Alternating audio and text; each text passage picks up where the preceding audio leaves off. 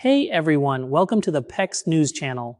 In a fiery and impassioned interview, Senator Bernie Sanders of Vermont leveled harsh criticism at President Donald Trump, accusing him of undermining American democracy and steering the country toward authoritarianism. Sanders also took aim at Republican plans to slash healthcare programs, warning of devastating consequences for millions of Americans. "This guy wants all of the power," Sanders began by responding to Trump's controversial deployment of 2,000 National Guard troops to California, despite no formal request from the state or local leadership. "We have a president who is moving this country rapidly into authoritarianism," Sanders said. "He is suing media who criticized him, going after law firms, attacking universities, threatening judges, and now he is usurping congressional authority."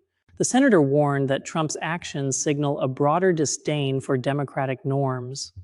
"This guy wants all of the power," Sanders declared. "He does not believe in the Constitution. He does not believe in the rule of law."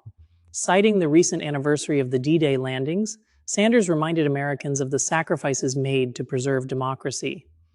"Those guys died to defend democracy, not to have an all-powerful ruler in the United States of America."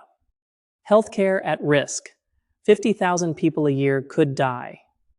Turning to domestic policy, Sanders fiercely criticized Republican-led efforts to overhaul the healthcare system as part of a sweeping spending and tax bill.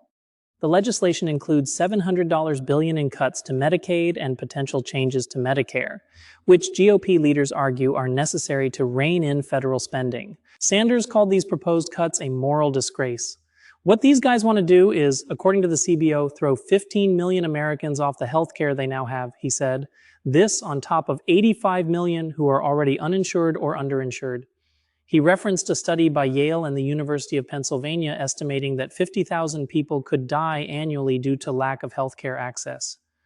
"They're doing this so they can give $600 billion in tax breaks to the top 1% and $400 billion to large corporations," Sanders added. "It's an outrage."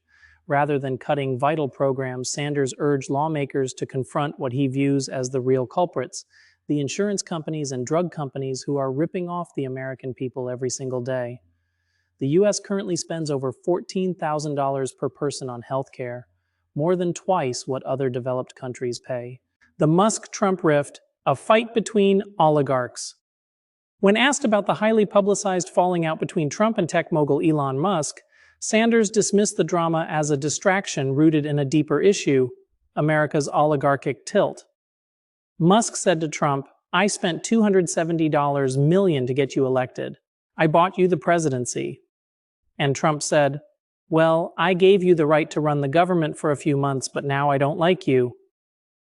Sanders said this back and forth reveals the dangers of a corrupt campaign finance system where billionaires effectively buy elections.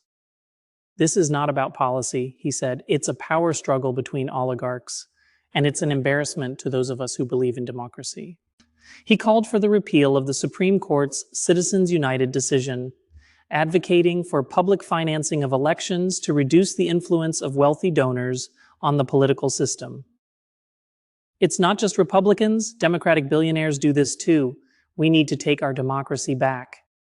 Final message: mobilize and resist. In closing, Sanders urged Americans to speak out and resist the erosion of democratic norms and vital public services. "We are mobilizing people throughout the country, especially in swing districts, to demand answers," he said.